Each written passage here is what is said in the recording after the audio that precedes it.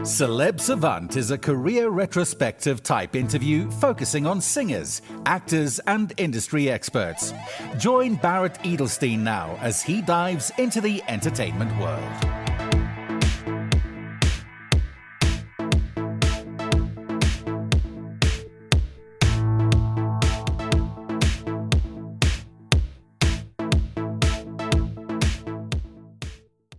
Forged from his Memphis gospel roots and his 1980s initiation into the thriving Houston nightclub scene, Kirk Whalum's unique sound leaves an indelible imprint on each listener. And it was in Houston where jazz pianist Bob James discovered him. After moving to Los Angeles, Kirk became an in-demand session player for top artists such as Barbra Streisand, Luther Vandross, Quincy Jones, and most notably Whitney Houston. It's his sax heard on the mega hit I Will Always Love You. His chart-topping For You and his Gospel According to Jazz series featuring the great George Duke and Jonathan Butler, among others, in addition to his 30-plus solo projects, have rendered Whalum a singular artist. He was a member of the soul jazz supergroup BWB, which features Kirk as the W, along with good friends Rick Braun and Norman Brown. Kirk has earned a theology master's and passionately serves his community when his touring schedule allows. His daily 15-minute podcast, The Bible in Your Ear, has reached over 1 million listeners. Kirk's passion for education includes students from Memphis to Kenya. A 12-time Grammy Award nominee, Kirk won his first Grammy Award in 2011 for Best Gospel Song, It's What I Do, featuring Lala Hathaway alongside gifted songwriter Jerry Peters. With a brass note on the Memphis Walk of Fame and a star on the Nashville Walk of Fame, Tennessee has honored Whalum proudly. Hearing Kirk Whalum live is a unique and enriching experience every time. Up next on Celeb Savant, we've got Kirk Whalum. Where in the world are you and how are you doing? Yes, it's such a pleasure and an honor to be with you. Of course, I love South Africa. I am among the many who love that place. And when I'm done, I will be drinking a cup of rooibos. This morning is 5 roses. In the afternoon, it's rooibos. At any rate, I am in a place called Soulsville, USA. Some know it as Memphis, Tennessee. Mm-hmm. And, when you say you're from Memphis, a certain global population, immediately 2 words come out, Elvis Presley. I say, yes, but what Elvis would say to you is that, oh, no. It's about the blues. It's about gospel. It's about soul music. That's what Memphis is all about. Okay, so now let's rewind. I know you've had a multi-decade, generational tour in the entertainment world. At what age did you decide, cool, I want to be in this entertainment world, whether it was a child or teenager? And Kirk's journey in that space, I know it's many generations or decades, so the hybrid version of Kirk's story. Oh, man. So you mentioned the generations and decades. That definitely I'll go, man, is it? I guess you're right. But I am grateful for every one of those years. And yes, I started at 12 playing the saxophone because I heard my Uncle Peanuts. They call him Peanuts. In fact, he kind of has a following there. He's in heaven now, but following in South Africa. Okay. Hugh Peanuts Whalum was about 5'6", and in term American, we say inches and feet in inches. Yeah. They call him Peanuts because he was so short. But yes. He played years ago. He played with Nat King Cole. I mean, he was one of those musicians from St. Louis, Missouri, who kind of made a bit of a splash in the big ocean. And he was my inspiration. I started playing the saxophone at 12. I knew long before then that music was my passion. My dad was a pastor. Mom was a first lady. Also, she was a model. But being around the church, that was my life. And you could always find me wherever the instruments were, being annoying and obnoxious to, the people who actually were qualified to play those instruments. But I was hanging around. And, after that, things got crazy, man. I started touring. At what age did you start touring? You could say, when I was, I was born in 58, around 19 '81, I started from my home at that time, Texas Southern University in Houston, an HBCU. I started touring further around Texas, so Austin, San Antonio, Dallas, Fort Worth. But then in '84, I was heard by the great Bob James. I opened with my band. We opened the concert for him. That's the terminology we use in the States. I opened the show. Yeah. And yeah, he says that the audience peaked before he got on stage, which he said was not good.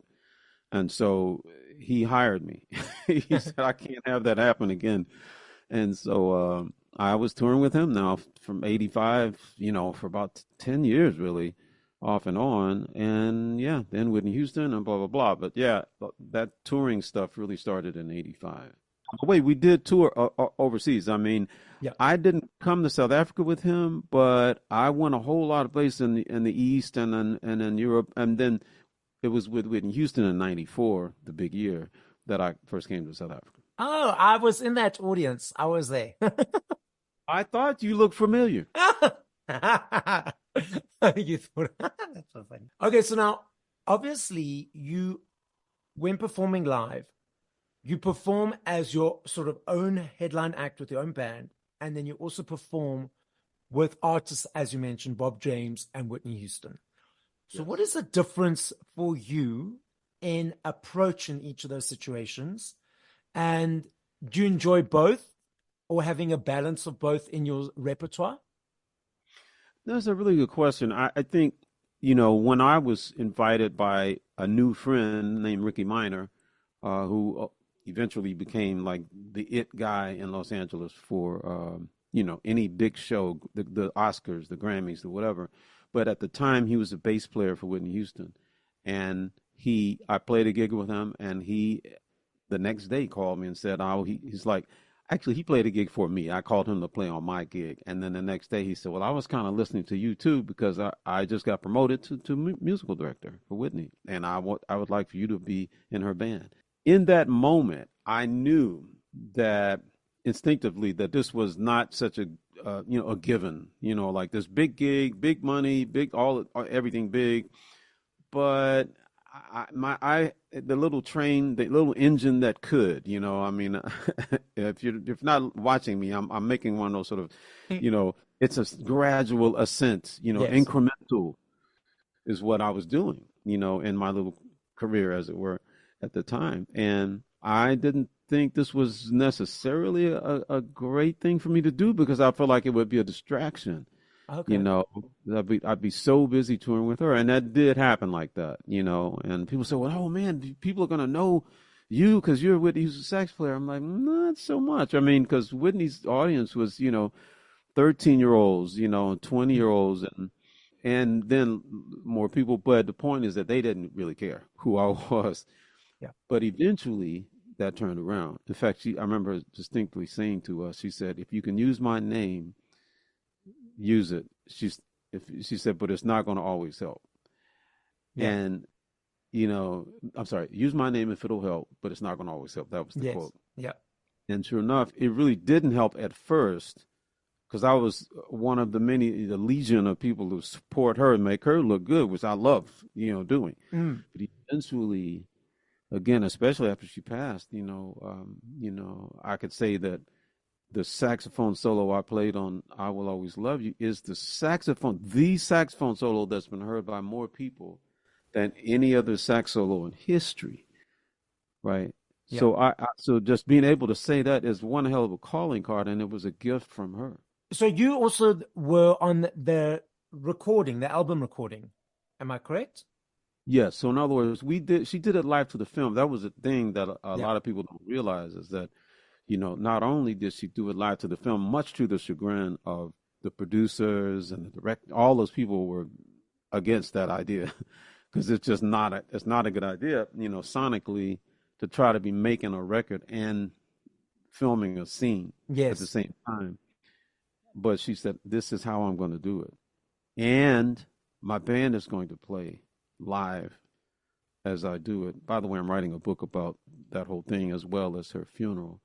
about a vision I had at her funeral. I could talk to you about it. But yes, that was a thing. You mentioned that sonically, so just getting to the technical side of things, because a lot of people don't realize this. So when we watch movies and we see people singing, it is a backing track, correct? Because why is it preferred? Right, it's preferred because the producer has more control, right? The main thing is separation, right? That's the very big thing. Separation, because records that we listen to have been the elements are separate, right, on a multi-track tape, right? Yes. You got my fingers, and so we can take this element, we can EQ it, we can compress it, we can, deal with it, add effects or whatever. Now we go to the next track, and then we put it all together, and it sounds awesome. But if we can't separate, as producers, we get nervous because you're kind of stuck with what we call bleed. Like one thing bleeds into the next, and so if you're EQing the snare drum, you're also EQing Whitney's vocal, so that's not really good. But, there's that part in as well, just the aspect of making a record, you're focusing on different things. Making a movie, they got to be concerned with lighting and Yes. wardrobe and the hair styling and whatever. There's too many things, and they shoot that scene over and over from angles. They want to Yes. get different angles on it. So you can't be singing like that, not like she sings 50 times, but that's what you do when you're making a movie. Ask any actor and they'll tell you, Yeah. A lot of people who aren't in the industry don't realize that. they make it. And our job is to make it look like we're all doing it at once. And the average music video that people love and they're watching, they're like, oh, this person is singing. No. No, yes, I know that. In the studio, and they Yes. superimposed it onto the video. Exactly. There's a backing track because, yeah, exactly. Like if you look at music videos, if they're outside, if there's, all these different things, sounds and all these other things that come into play, that if it was sung live, it would sound terrible because there would be all these different things logically, if you think of it. But a lot of people not in the industry, the fans don't realize that. Right, and that's okay. It's not so much what they should be concerned with. It's like, do Exactly. I like it or not? And does it sound good to me? And that's great. Especially now, Barrett. Listen, with the treatment that they're using now on so many of the vocals, pitch correct and auto tune and all that. Like, you don't really know how that person sounds. Yes. Am I correct in understand? So you play the saxophone, but you also write and compose music. Is it instrumental music or music with words? So I have a Grammy for composing a song with lyrics. It's the only Grammy I have, and it was Gospel Song of the Year, which is still to this day, I can't believe I got that Grammy because I'm not technically a gospel artist. Yes. But it was called It's What I Do. And don't wonder why, don't bother asking how, God, you can love someone like me. And he said, don't bother asking that. It says, because you're mine, because you're you. It's because I'm love. Yes. It's what I do.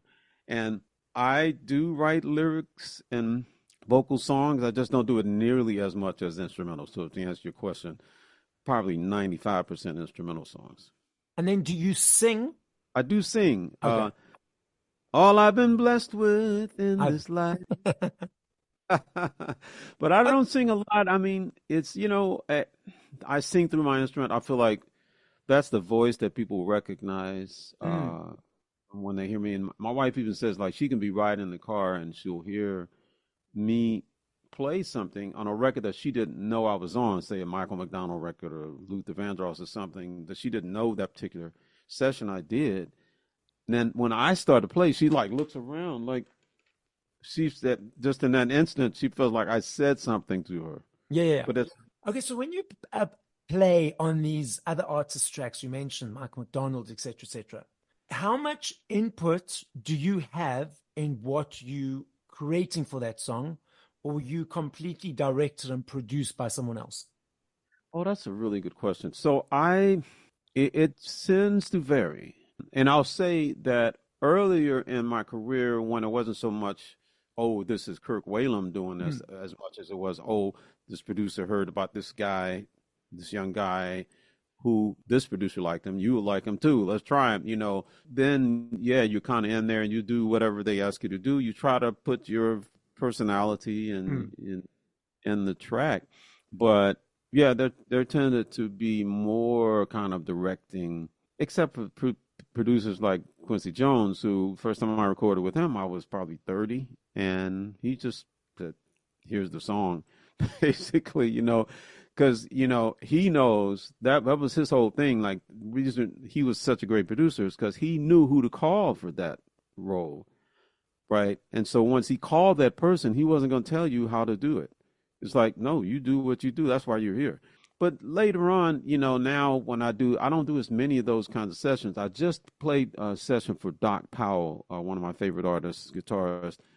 I played flute. And, we go back and forth a little bit. Hey, try it like this and that type of thing. It's just mutual respect. And I want him to be happy. So, I'm like, oh, here it is. And I've done it. And I'm not thinking it. So, you mentioned you play flute and saxophone. What else do you play? That's it, man. Yeah, tenor and soprano. I don't play alto. Okay. I play baritone. You see my baritone back here. But until my new record, I did not record anything on baritone. I just recorded my first song on baritone, and it's the title track of Epic Cool. Okay, so then why had you not done it before, and what was the inspiration to do it now?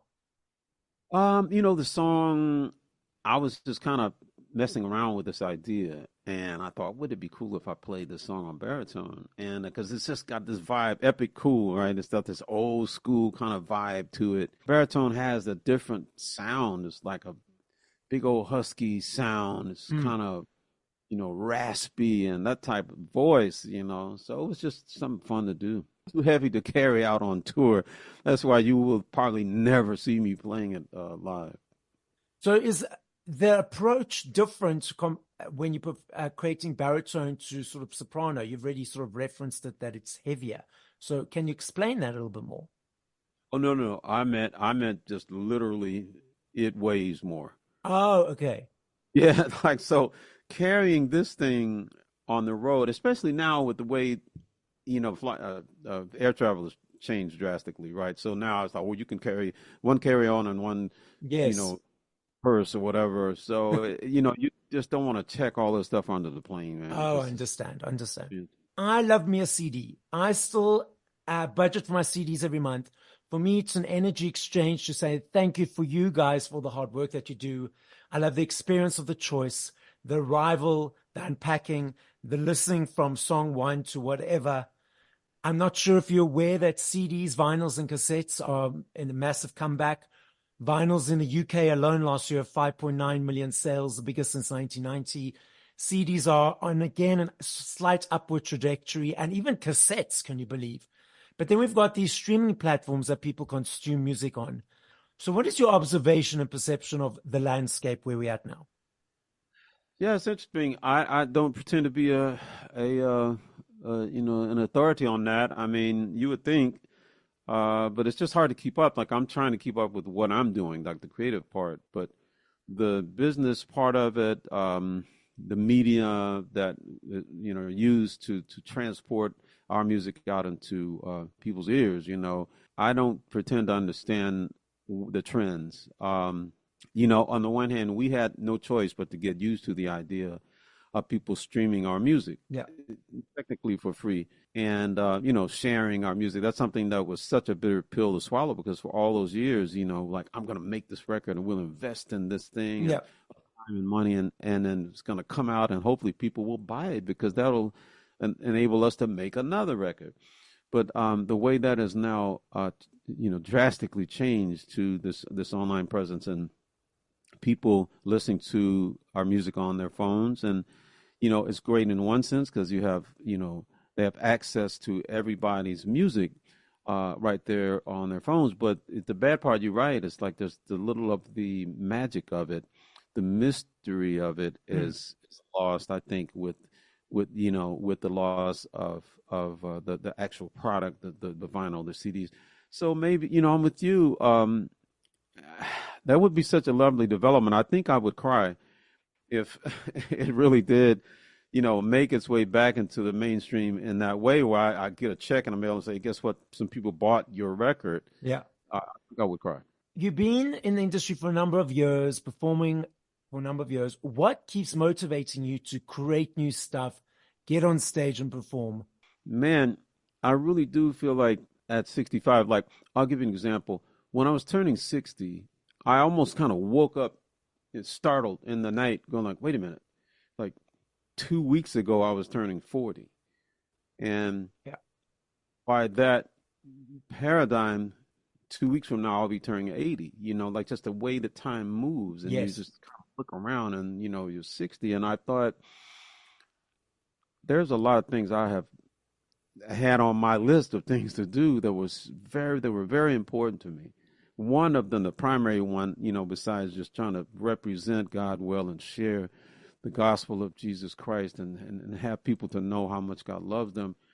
The thing right under that is, or maybe connected to that, is traveling the world. I want to be a global artist, and I learned French. I'm learning Spanish. I mean, I speak those languages partly because of the fact that I intend on being a global artist and not just, like here in the States, if you have an instrument and you're playing to kind of a groovy song that, they call you a smooth jazz artist, and it's a little hurtful, you're like, wow, that's just such a tiny little corner of what we do. But being a global artist was my objective when I did the Humanité record, where I went to 8 countries and did collaborations with 14 artists, one of 2 of whom are South African. Well, actually, Jonathan Butler's not on this record, but I've recorded with him a lot. Andrea Lisa, my guitarist who tours with me now, is originally from there. And then the great Sahara,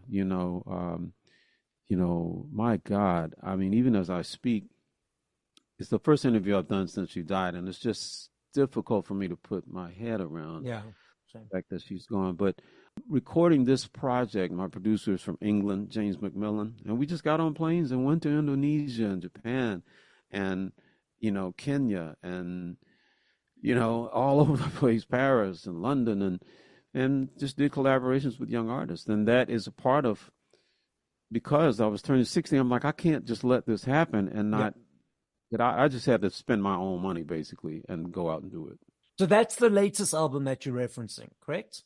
Yes, the new one doesn't come out until May. Okay, so then that was the previous one. So tell us about the new one that's coming out in May. It's called Epic Cool, and it's all original compositions, which is kind of a risky thing to do. I mean, people are looking to hear a song they know already, sometimes, but not always. I mean, I think people like hearing new stuff that if they like it, right? And so I was produced on this one by an amazing, I call him Swiss Chocolate. He's a black Swissman, Greg Manning, who was doing very, very well out here as a solo artist. But he's also produced a lot of people and a lot of sax players for some reason. But he and I have been dear friends for years. I met him with Jonathan Butler. He was Jonathan's keyboard player for a few years. Okay. And so the new record, Epic Cool, all new music. Man, I'm so geeked about this record. And I know that's what we say, right? But no, I really am. I just love listening to it myself. Kirk, I love this game. I know if I had to ask you this question in 2 minutes, 5 minutes, 10 years, I know your answer will be different every time simply because there are millions of them. I'm not saying favorite, I'm saying top of mind. If you had to push play to songs by other artists, 5 songs by other artists, what would those 5 songs be and by whom? Crusaders, Stomp and Buck Dance, Hank Crawford, Misty, Al Jarreau, Look to the Rainbow, Marvin Gaye, If I Should Die Tonight, Charles Lloyd, Forest Flower. Lovely. Some of them on my list, some of them I need to add, so thank you for that. So Kirk, the podcast is listened to throughout the world, so as a final message, what would you like to say? Don't bother asking why a creator who we can't see or understand really would love you. It's because you're his, and I say his, we know that God is above gender, right? But it's because you're loved by one who knows all about you. And the music that I play, I'm hoping is pointing you in that direction, that you might not ever feel that you are alone or unloved, because you are not alone and you're not unloved. Thank you for listening to this episode of Celeb Savant. Please follow Barrett on TikTok, Instagram, YouTube, and Facebook at Celeb Savant. That's CelebSavant.